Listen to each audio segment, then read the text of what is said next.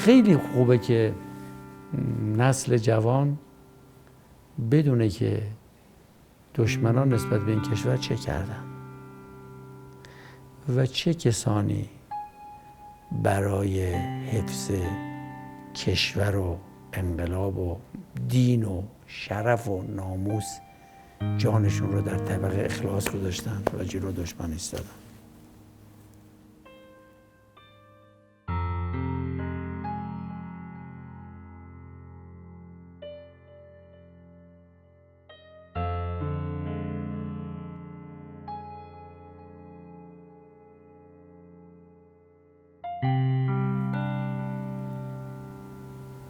بدون چشم داشت، چون اونایی که چشم داشتن همون مقطع زمانی گذاشتن ایران رفتن.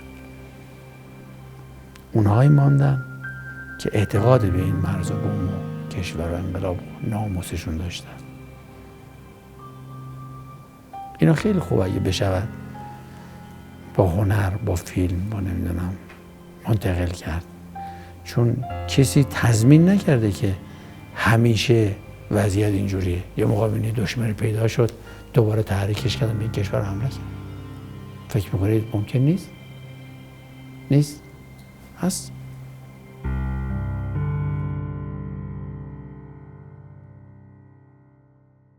خب من اهل نوبندگان فسا که الان البته به شهر تبدیل شده ارتقا پیدا کرده. ما در اونجا دنیا آمدیم، در همونجا هم رشد کردیم، در همونجا هم تا سیکل اول دبیرستان درس خوندیم.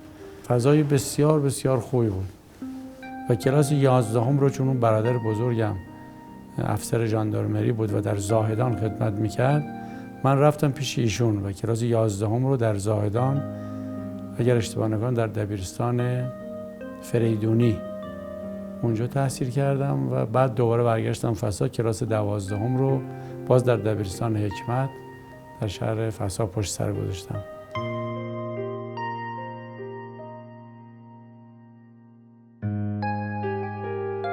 خیلی جوان بودم، فوتبال رو دنبال میکردم. اون موقع هنوز ما تلویزیون نداشتیم. این مسابقات فوتبال که نگاه میکردیم، نگاه که نمیکردیم، از طریق رادیو گوش میکردیم. فکر میکنم که جایی از بدنم هم سالم نیست تو فوتبال، چون از مچ دست و نمیدونم پا و گردن و کمر و همه جا خلاص آسیب فوتبالی داشت، چون ما تو زمین خاکی بازی میکردیم، زمین سنگلاخ، زمین رو خودمون صاف میکردیم. اصلا ما واقعا امکانات نداشتیم، واقعا امکانات ورزشی. خب میگم ما دبیرستان هم تا سیکل اول داشتیم. من روزی که آمدم کنکور دادم برای اولین بار بود که مثلا سوال 4 جوابی میدیدم، مثلا تستی از میزنم، ما ندیدم، کلاس نداشتیم یا مثلا اصلا این چیزا که مطرح نبود اون موقعی. که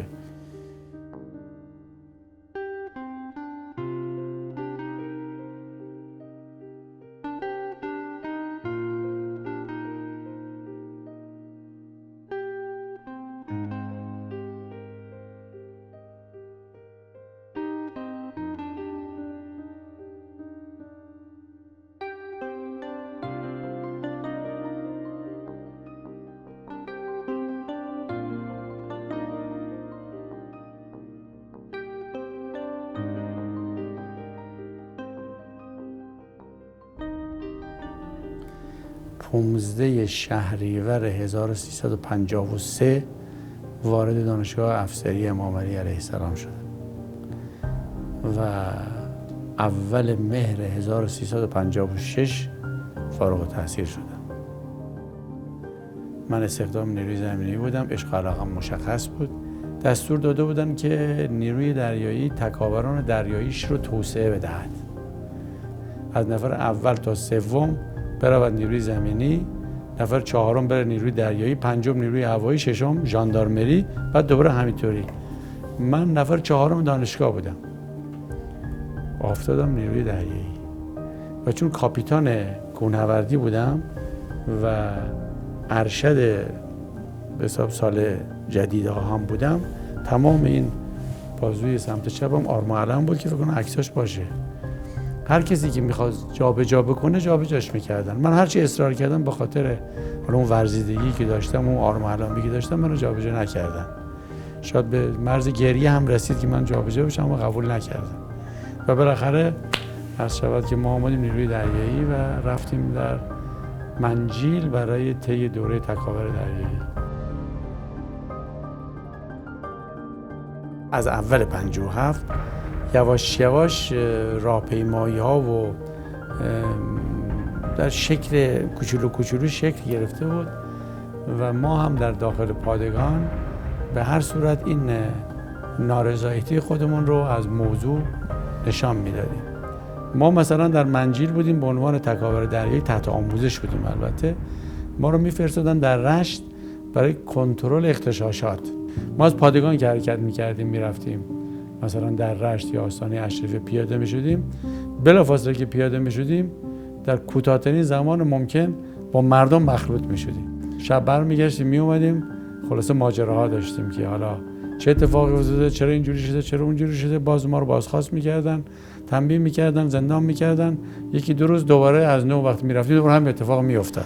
خب همین ماجرا ادامه داشت تا پیروزی انقلاب روز 22 بهمن. ما کاملا پادگان تحت کنترل ما بود، هیچ حرکت اضافی تو پادگان ما اجازه ندیم اتفاق بیفته.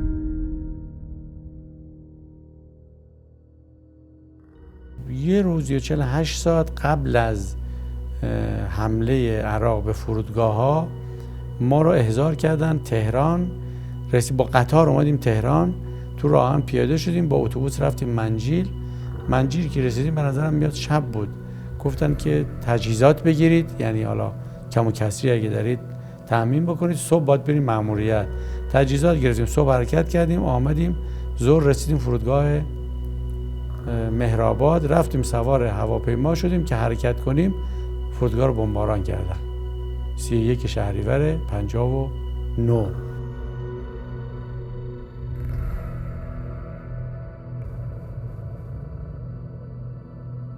ما اونجا از اون هواپیما پیاده شدیم، هواپیما دیگری سوار شدیم و پرواز کردیم. به نظرم ساعت دیگه که بود مثلا رسیدیم یه جایی نشست هواپیما، نمیدونستیم کجاست. گفتن که سریع هواپیما رو تخلیه کنید، وضعیت قرمزه. ما سریع تخلیه کردیم، هواپیما رفتن در محل پارکینگ های خودشون. بعد اونجا تازه ما سوال کردیم اینجا کجاست، گفتن اینجا دسفوله. رفتیم در باشگاه افسران پایگاه هوایی، اونجا خدا رحمت کنه مرحوم ظهیرنژاد رو دیدیم و بنی صدر که بنی صدر نشسته بود روی صندلی و خواب بود، اما ظهیرنژاد دغدغه داشت قدم میزد، رفت و آمد میکرد.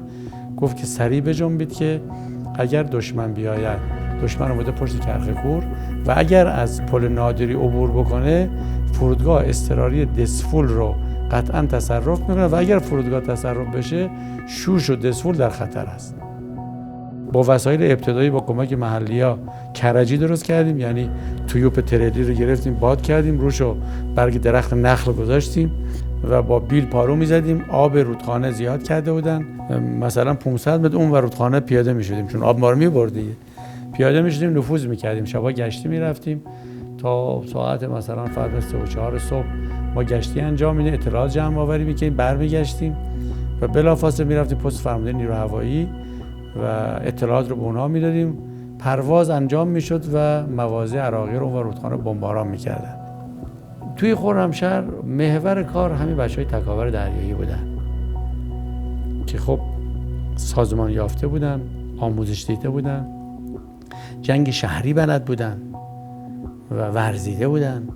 ما روی اینا حساب میکردیم، ارتش حساب میکرد، نظام حساب میکرد که هر تکاور دریایی قرار نیست که با یک فرد معمولی در مقایسه آمار انسان ها با هم اینجوری باشه. ما هر نفر رو گفتیم یه تکاور طرف دشمن یک دسته، یعنی 20 نفر، 25 نفر، 30 نفر، اینجوری آدم حساب میکرد. اضافه بر اون خب مثلا بچهای کمیته و سپاه و مردم و جوانای خود خرمشهر رو هم پای کار بودن. حالا اینکه همه اینا بشه سازماندهی کرد و توی یک جبهه جنگید که هنوز فرصت این کار اصلا نبود، چون همه چیز اتفاق اینجوری افتاده بود دیگه.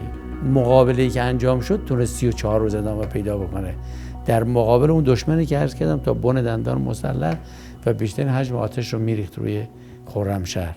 و واقعا به نظر من دژی بود به هر صورت. هر کسی در هر جایی که داشت دفاع میکرد از جان مایه گذاشتن تا خرمشهر ماند و اینگونه تونست حالا بعد از اینکه قسمتی از خرمشهر بالاخره اینا تونستن تصرف کنند، اما با همین نگاه دوباره بعد از 500 خورده روز دوباره آزاد شد و برگشت به بدنه وطن ما.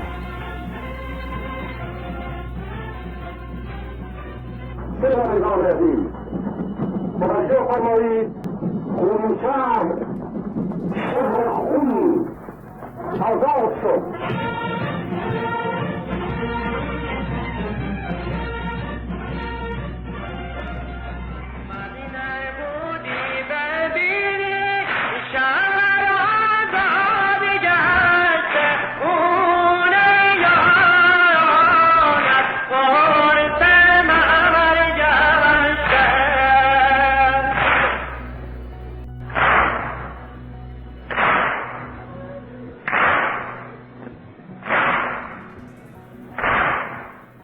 شش ماه تقریبا از پذیرش قطعنامه گذشته بود که ما رو انتخاب کردن به عنوان فرمانده منجیل، به خاطر اینکه تجربی علیرغمی که من افسر جوانی بودم و سروان بودم، اصلا نمیتونستم برابر مقررات شغل اونجا رو اشغال بکنم، اما ما رو انتخاب کردن، گفتن شما باید بری اونجا آموزه های جنگ رو منتقل کنی به آموزش تکاوران برای تربیت نسل آینده تکاوران.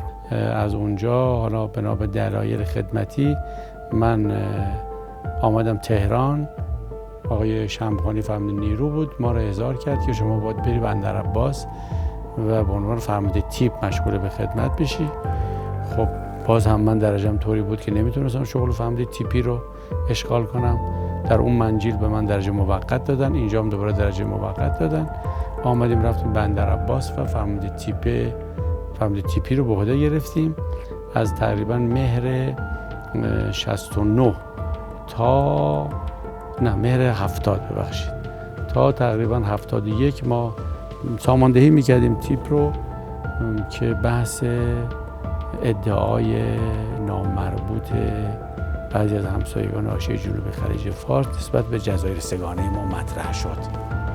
مسئولیت قرارگاهی رو در جزیره بو موسی شکل دادیم تحت عنوان قرارگاه سارالله که استقرار نیروها را در بو موسی و تم بزرگ و کوچک و جزیره سیری چیکار میکرد؟ دنبال میکرد و مسئولیت پدافند از این جزایر رو به عهده داشت. مسئولیت اون قرارگاه به عهده من بود و نیروی قابل ملاحظه‌ای رو ما در جزایر مستقر کردیم.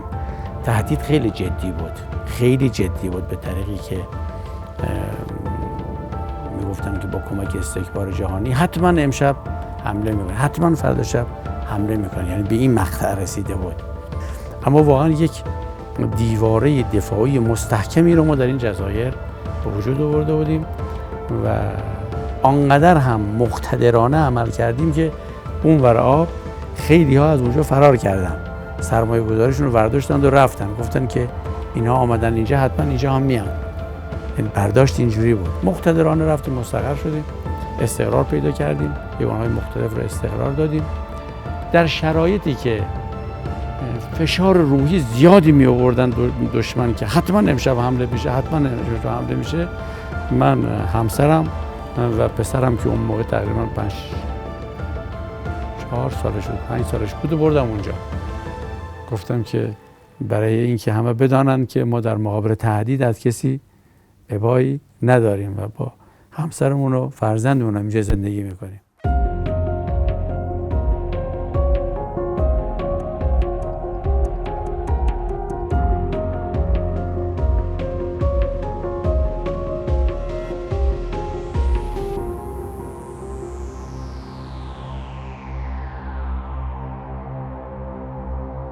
هفتاد و هفت دهه سوم میایم دوباره میایم حدود نزدیک 2 سال در شمال و بعد میایم در ستاد ارتش درگیر شرق و غرب کشور میشیم به خاطر حمله که استکبار جهانی به شرق و غرب ما داشتن.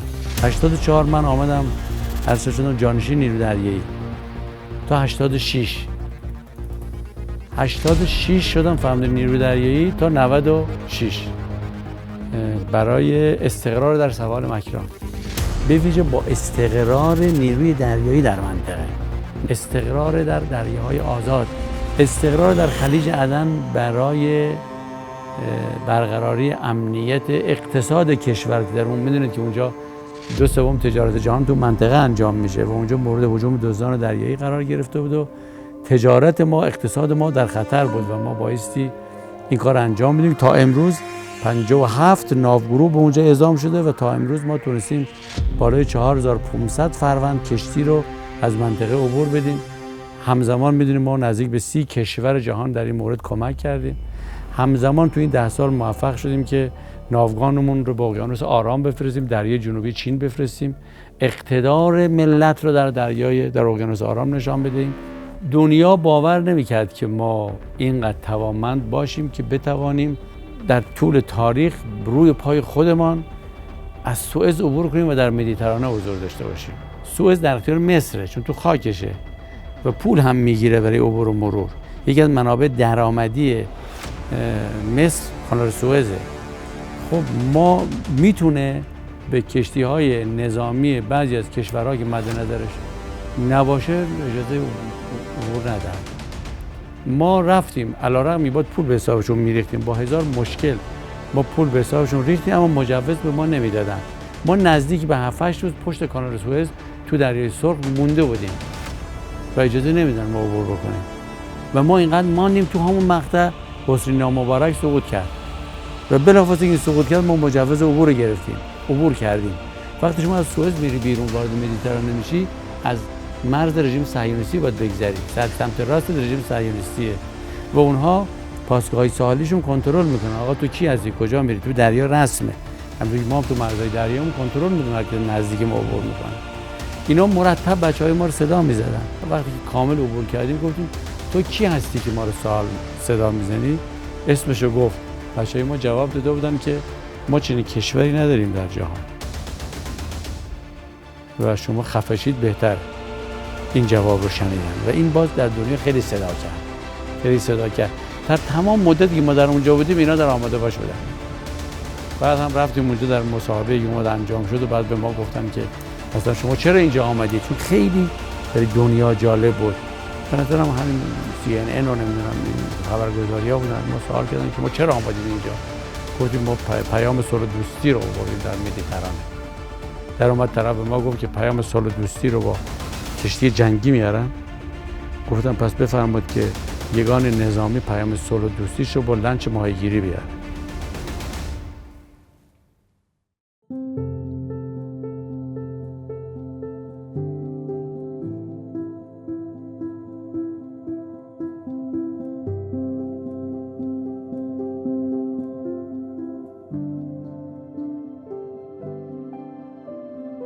پس از الحاق ناوشکن جماران یک نشان لیاقت و مدیریت رو رئیس جمهور وقت به من دادن و در پایان 10 سال خدمت در مسئولیت فرماندهی نیروی دریایی ارتش جمهوری اسلامی ایران به خاطر خدماتی که در بحث صیانت از مرزهای آبی، استقرار در سواحل مکران، اقتدار دریایی، برقراری امنیت در خلیج عدن، به اهتزاز درآوردن پرچم جمهوری اسلامی ایران در آبهای آزاد، دفاع از منافع جمهوری اسلامی ایران در آبهای آزاد، اهتمام به عمردهی انقلابی به تجهیزات نیروی دریایی، حرکت در سمت نوسازی تجهیزات نیروی دریایی و آبادانی سواحل مکران به پیشنهاد سلسله مراتب نشان فتح درجه 1 رو محضر فرمانده معظم کل‌قوا پیشنهاد دادن. مورد تصویب معظم الله قرار گرفت و در مراسم روز 18 شهریور 97 در مراسم دانش آموختگی دانشجویان دانشگاه‌های افسری ارتش جمهوری اسلامی ایران که در دانشگاه حضرت امام رحمت الله علیه در نوشهر برگزار میشد، ما افتخار پیدا کردیم که این نشان را از دست مبارک فرمانده معظم کل‌قوا دریافت بکنیم و جمله بسیار ارزشمند و گرانبهای ایشون موقع نصب نشان به بنده فرمودن که من به این جمله هم افتخار میکنم و فرمودن که انصافاً حق شما بود